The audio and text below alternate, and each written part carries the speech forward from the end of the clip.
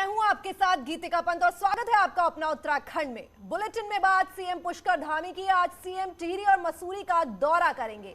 टिहरी में सीएम धामी जनसंवाद कार्यक्रम में शामिल होंगे, वहीं मसूरी में कई योजनाओं का लोकार्पण और शिलान्यास करेंगे। मसूरी में सीएम मल्टी स्टोरी पार्किंग का उद्घाटन भी करेंगे।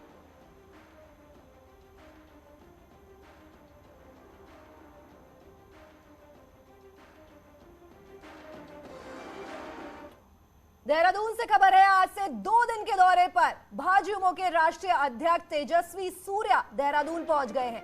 तेजस्वी का कार्यकर्ताओं ने जोरदार स्वागत किया। सूर्या देहरादून में आयोजित रोड शो में शामिल होंगे। साथ ही तेजस्वी सूर्या पार्टी मीटिंग्स में भी शामिल होंगे। दूसरे दिन भाजयुमो के राष्ट्रीय अध्यक्ष ऋषिकेश जाएंगे, जहां कई कार्यक्रमों में शामिल होंगे।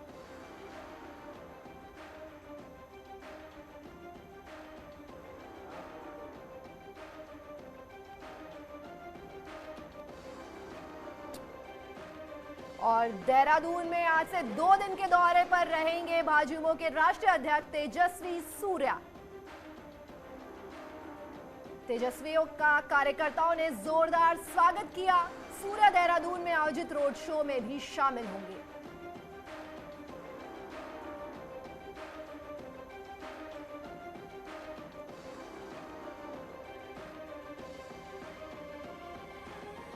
हमारे संवाददाता सुनील नप्रभात हमसे जुड़ रहे हैं। सुनील, तेजस्वी सूर्या देहरादून पहुंच गए हैं और तेजस्वी का कार्यकर्ताओं ने जोरदार स्वागत किया है।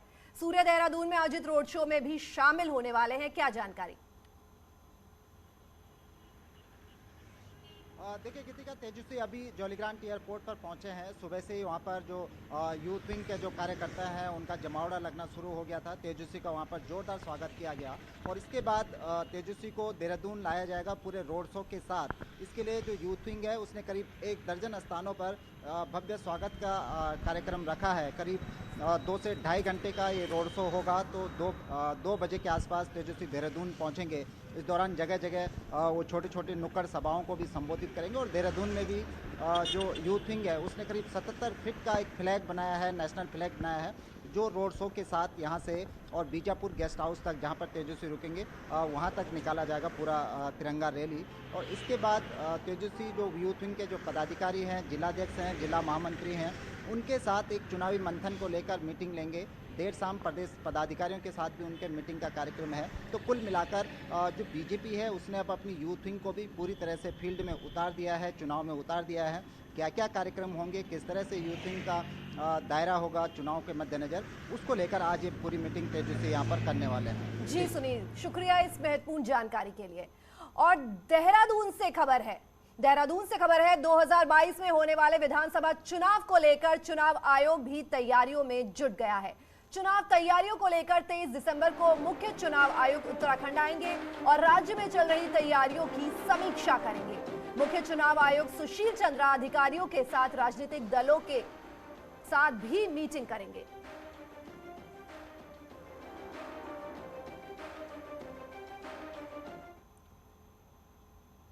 सितारगंज से बीजेपी विधायक के दल बदल को लेकर इलाके में चर्चा तेज है। यशपाल आर्य के कांग्रेस में शामिल होने के बाद चर्चाओं का बाजार गर्म है। वहीं सौरभ बहुगुणा ने इसे अफवाह करार दिया है और इसे विपक्षियों की साजिश बताया है। उन्होंने कहा कि बीजेपी में ही है और आने वाले चुनाव में पार्टी मौका देगी तो वो बीजेपी से ही चुनाव लड़ेंगे।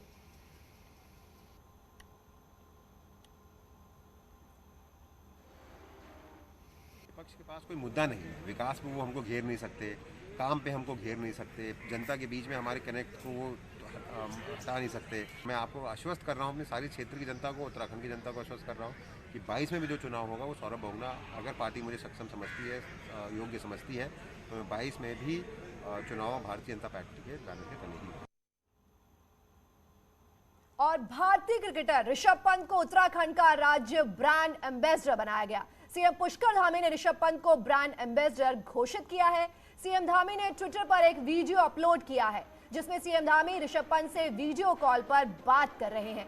सीएम धामी ने लिखा है कि हमारी सरकार ने राज्य के युवाओं को खेलकूद एवं जन स्वास्थ्य के प्रति प्रोत्साहित करने के उद्देश्य से ऋषभ पंत को राज्य ब्रांड एम्बेसडर नियुक्त किया है। वहीं ब्रांड एम्बेसडर बनाए जाने पर क्रिकेट ऋषभ पंत ने सीएम धामी को धन्यवाद दिया है।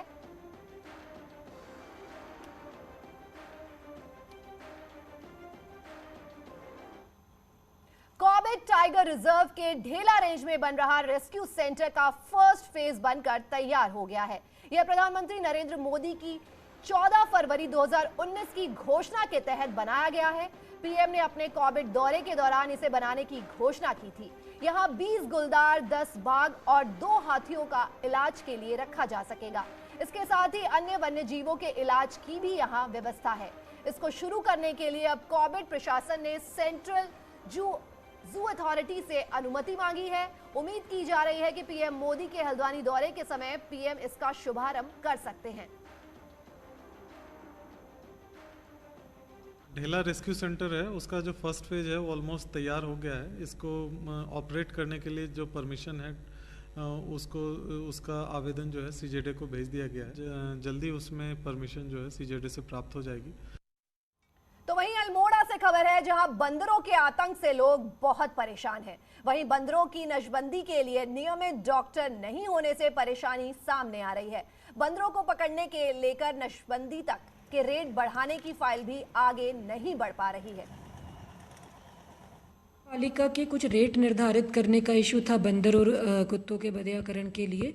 उसको अभी शहरी विकास निदेशालय को रेफर किया गया है। उसमें जो रेट वर्तमान में निर्धारित है बंधीकरण हेतु, उस पर 2 बार विज्ञप्ति निकालकर भी किसी ने पार्टिसिपेट नहीं किया था, तो तीसरी बार विज्ञप्ति उसमें निकालकर प्रयास करने के लिए दिशा निर्देश यहाँ से जारी किए गए। हमने बार बार ये मांग की है कि एक स्वतंत्र चिकित्सक की व्यवस्था इसके लिए किया जाए, ताकि बंदरों की नसबंदी का कार्यक्रम तेजी के साथ चल सके।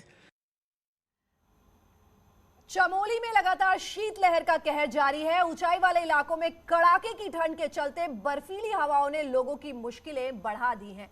बर्फीली हवा चलने से चमोली के ऊंचाई वाले गांव में कई मकानों की छत उड़ गई है। चमोली के करछो, तुगासीपाड़ा, इड़ानी गांव में अचानक तेज हवा चलने के कारण कई मकानों की छतें उड़ गई हैं।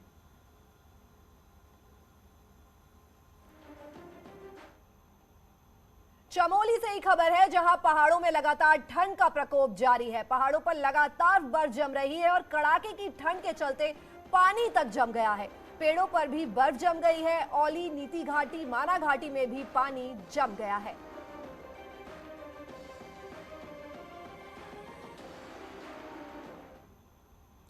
उत्तरकाशी के ऊंचाई वाले इलाकों में तापमान में लगातार गिरावट दर्ज की जा रही है और पारा माइनस में लुढ़क रहा है। हर्षिल झाला, सूखी टॉप, मुखवा धराली में लगातार पारा गिर रहा है, जिससे इलाके में कड़ाके की ठंड पड़ रही है। तस्वीरों में देखा जा सकता है कि किस तरह से किस कदर पानी के पाइपों में बर्फ जम गई है।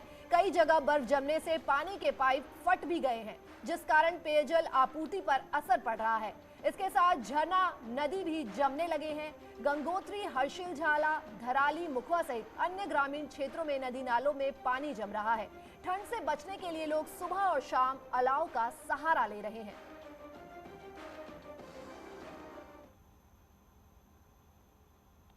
नई टिहरी से खबर है, जहां पाला गिरने के कारण कई सड़कों पर वाहन फिसल रहे हैं, जिसे देखते हुए पालिका प्रशासन पालाग्रस्त सड़कों पर चूने और नमक का छिड़काव कर रहे हैं।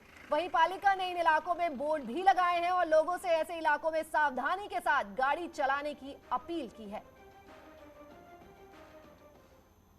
जो पालिका क्षेत्र के अंतर्गत जो भी हमारी रोडें हैं, जहां पाला पड़ता है और गाड़ियों के फिसलने का भय बना रहता है, वहां पर हमारे द्वारा बोर्ड भी लगाए गए हैं और उसमें उस जगहों पर हमारे द्वारा चूने का छिड़काव, नमक का छिड़काव किया जा रहा है। 2022 में कई सीटों पर दल बदल के कारण सियासी हलचल तेज हो गई है। भीमताल से विधायक राम सिंह केड़ा बीजेपी में शामिल हुए, लेकिन केड़ा के पार्टी में आने से उन कार्यकर्ताओं को धक्का लगा है जो भीमताल सीट पर दावेदारी कर रहे थे। वहीं कांग्रेस इसे अवसर मान रही है।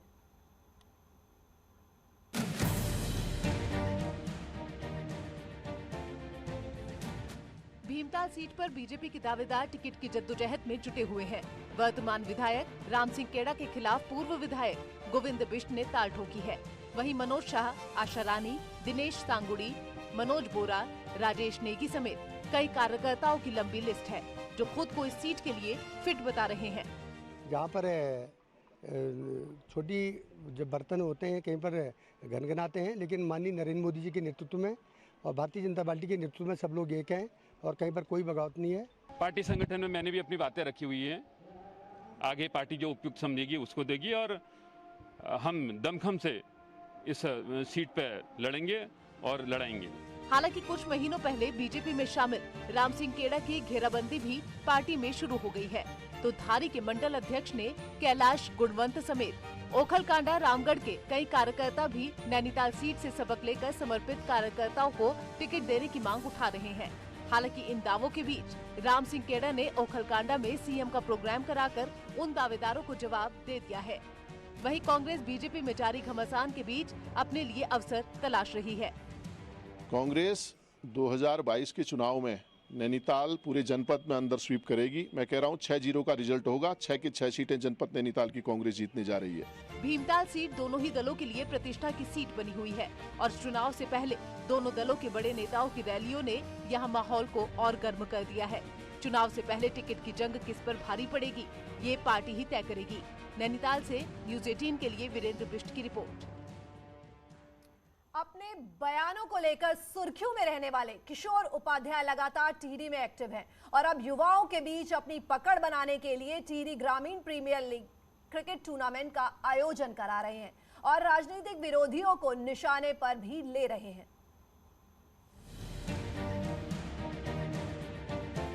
टिहरी से 2 बार विधायक रहे और पूर्व सीसीसी चीफ किशोर उपाध्याय का काफी समय से अपनी पार्टी के नेताओं से तालमेल बिगड़ा हुआ है और किशोर वनाधिकार आंदोलन को लेकर अलग ही चलते नजर आ रहे हैं और पिछले कुछ महीने से किशोर के बीजेपी में जाने की चर्चाएं भी जोरों पर चल रही हैं।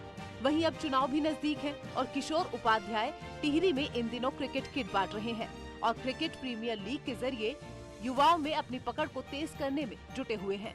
ग्रामीण क्षेत्र की प्रतिभाएं हैं उससे वंचित रह जाती हैं, तो मेरी कोशिश ये है कि टिहरी से एक पायलट प्रोजेक्ट के तौर पर हम गाँवों से बच्चों को निकालने का काम करें, उनका भविष्य इसमें बन सके। यहीं टिहरी के मान लीजिए यहीं पिपली गांव का बच्चा अगर लॉर्ड के मैदान में खेलता है, अगर हम उसके लिए उस तरह की व्यवस्था कर सकें, वो राज्य के स्तर पर खेल सके, राष्ट्रीय स्तर पर खेल सके। आगामी विधानसभा चुनाव को देखते हुए पार्टियां और नेता अपने अपने तरीके से वोटरों को लुभाने में लगे हैं। वहीं टिहरी से विधायक और बीजेपी नेता धन सिंह का कहना है कि जनता अब समझदार हो चुकी है और पिछले विधायकों के कार्यकाल को जनता बखूबी जानती है। किस विधायक ने क्षेत्र का विकास कितना किया है सबको पता है। एक प्रकार से टिहरी विधानसभा के भी जो रचनात्मक कार्य हो सकते हैं, जो विकास के काम हो सकते हैं, हमने पूरे 5 साल में पूर्ण रूप से करने का काम किया है। 104 से ऊपर गाँवों को सड़क से जोड़ने का काम किया है। पानी की समस्या का संपूर्ण रूप से समाधान किया है। नेत्री नगर पालिका और चंबा नगर पालिका ट्रेंचिंग ग्राउंड के लिए जमीन का समाधान किया है। नेत्री में पार्किंग की समस्या का समाधान किया है। किशोर उपाध्याय को लेकर कहा जाता रहा है कि वो पार्टी में साइडलाइन होने की वजह से नाराज चल रहे हैं और कई बार अपने बयानों से पार्टी को भी उलझन में डालते रहे हैं। ऐसे में देखना होगा कि किशोर का ये युवा प्लान कितना कारगर साबित होता है। न्यूज़ 18 के लिए टिहरी से सौरभ सिंह की रिपोर्ट। और यहाँ रुक रहे एक छोटे से ब्रेक के लिए, जल्द लौट रहे हैं।